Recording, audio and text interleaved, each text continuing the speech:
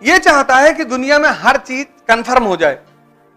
तुम आईएएस की कोचिंग करने आए तो ये कंफर्म हो जाए कि मैं आईएएस बनूंगा, ये चाहता है।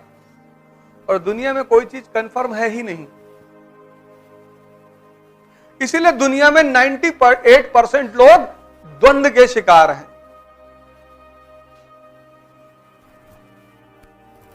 डुअलिज्म, द्वंद्व, होगा नहीं होगा, होगा नहीं होगा। उसी में से 2% रिस्क ले लेते हैं, मोदी जी की तरह, कि हो चाहे ना हो भाड़ में जाए, पर हम कोशिश करेंगे, और वही जीतते हैं। ये इसका बहुत बड़ा फीचर है, द्वंद्व। उसकी वजह समझ लो द्वंद्व क्यों होता है। ये चाहता हर चीज कंफर्म हो जाए। अरे हमको पता होता कि हमारा नहीं होगा तो हम इधर आते, लेकिन चूंकि हम इधर आए तो उसका बहुत फायदा हुआ।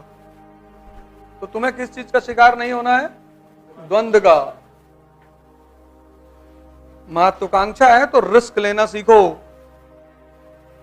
काम करो बस अपना। जीत का संबंध मेहनत से है ही नहीं।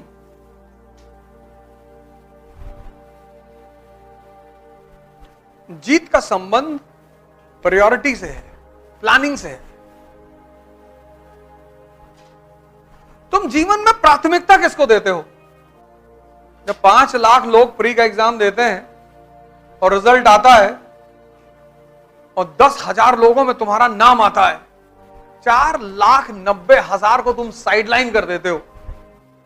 आईएएस क्वालिफाई करने का सबसे प्यारा तरीका है प्रीलिम्स को क्वालिफाई करना।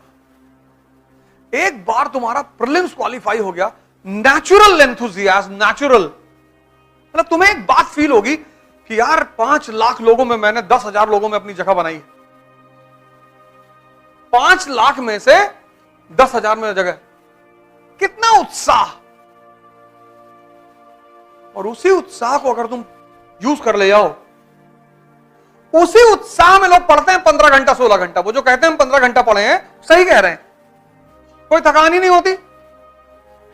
यही तो मन का एक बहुत बड़ा फीचर है। मन के 4 फीचर को अगर तुम समझ जाओ, अरे तो मजा आ जाए तुमको। जहां ये लगेगा वहां तुमसे टाइम बताएगा ही नहीं, कहता करते जाओ। जहां ये नहीं लग रहा है वहां जबरदस्ती करनी पड़ रही, और जबरदस्ती कुछ होगा नहीं। तुम देखो जहां भी ये लग रहा है वहां तुमको कहां टाइम सोचने देता है। ये दिमाग का मिसयूज नहीं करना है। मैंने कहा ना, तुम सबके पास एक इतनी जादू भरी चीज है, मतलब मिरेकल। ये भगवान का अगर आशीर्वाद रहा, तुम कभी इसको समझ गए कि यार मेरे पास एक बहुत बड़ी जादू वाली चीज है, दिमाग। और जिस दिन तुम इसको इस्तेमाल करना जान गए, दुनिया में सिर्फ एक ही चीज सीखना है, दिमाग को इस्तेमाल करना।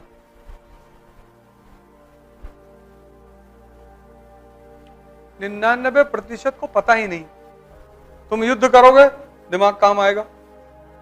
तुम पढ़ाई करोगे, दिमाग से करोगे। तुम प्रेम करोगे, दिमाग काम आएगा। तुम पूजा करोगे, दिमाग काम आएगा। तुम जहां जो करोगे, दिमाग के बिना तुम कर ही नहीं सकते। और वही कमजोर है, जिसको सारे काम करने हैं वही कमजोर है। वो मिनट मिनट में डिप्रेस हो जा रहा है, घबरा जा रहा है। उल्टी सीधी बात सोचवा रहा है तुमसे कि तुम्हारा नहीं होगा। हाँ नहीं होगा तो विदाई की लड़ेंगे, सोचना ही तो है। और तुम डरे हुए हो, और जिस समाज में रह रहे हो वो और डरा रहा है। जैसे डरे हुए आदमी को अगर तुम मोटिवेट करो तो उसका डर खत्म हो जाए। जैसे कभी किसी पेशेंट ओशन से मिलने जाना, तो चाहे जो बीमारी हो, चाहे जो बीमारी हो, उससे एक बात जरूर करना है, भाई कुछ नहीं। एक हमारे बड़े चाचा थे, उनको थी, और नीम का पानी पी जाते थे और गोबर थोड़ा खा जाते थे, ठीक एकदम मस्त हो गए। अगर कैंसर के पेशेंट से मिलने वाला हर आदमी हंसता हुआ मिले, तो संभावना यह है कि कैंसर का पेशेंट भी बच जाए। इतनी ताकत है किसी को हिम्मत देने में, और किसी को हिम्मत देने में कुछ नहीं आता। लेकिन ये दुनिया इतनी कंजूस हो गई है कि ये किसी को हिम्मत ही नहीं दे पाती। हिम्मत किसी को देने में, हमारे पास लड़के आते हैं, एक से एक लड़के, सर आइए साहब आइए, तैयारी करो। हो जाएगा तुम्हारा पहले अटेम्प्ट में। तुम 6 महीने बाद दे देना है, 6 महीने बाद दे देना, जाओ ऐश करो। किसी को हिम्मत देने में क्या जा रहा है?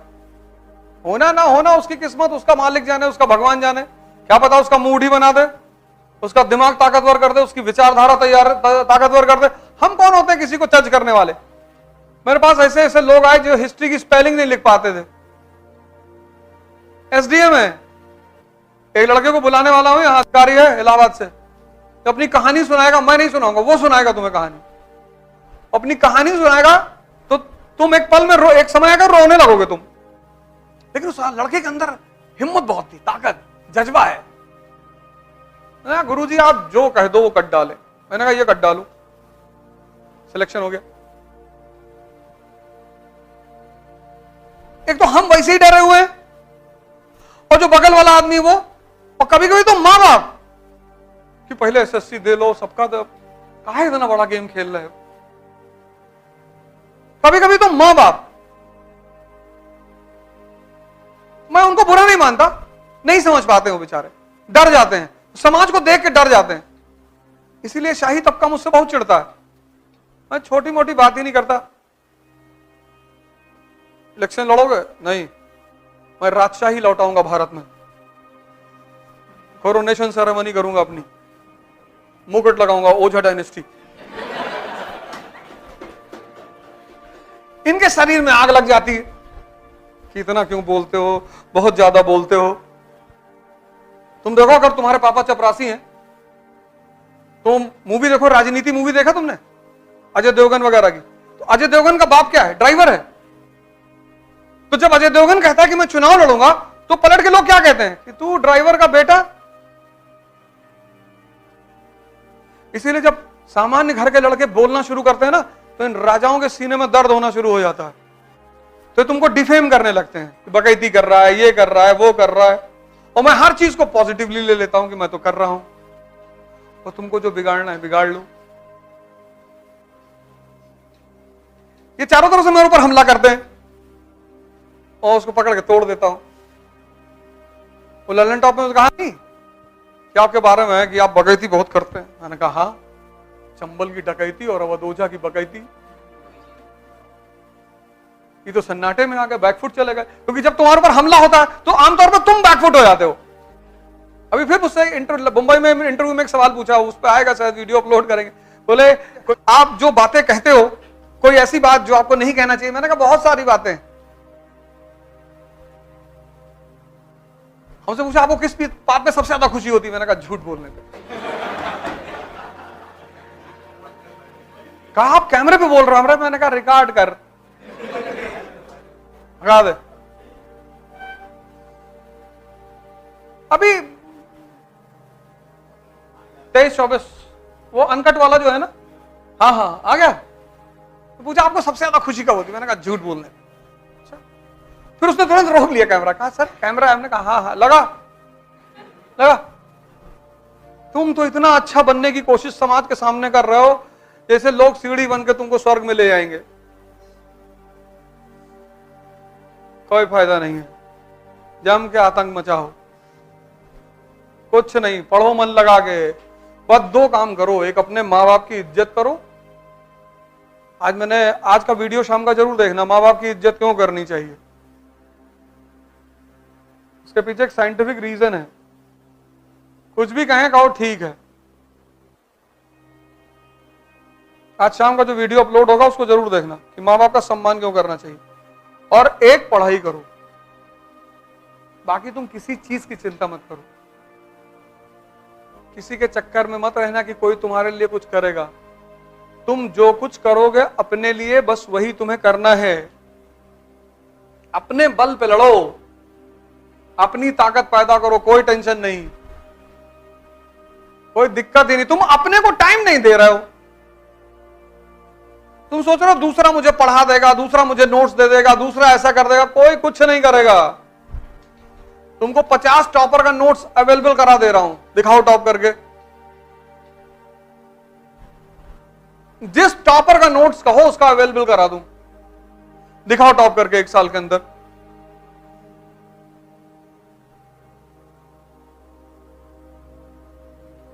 वो जो टॉपर का नोट्स है ना, वो उसकी अपनी क्रिएटिविटी है। उसने पढ़ा क्लास में, सोचा, बनाया, वो तुमको भी करना पड़ेगा।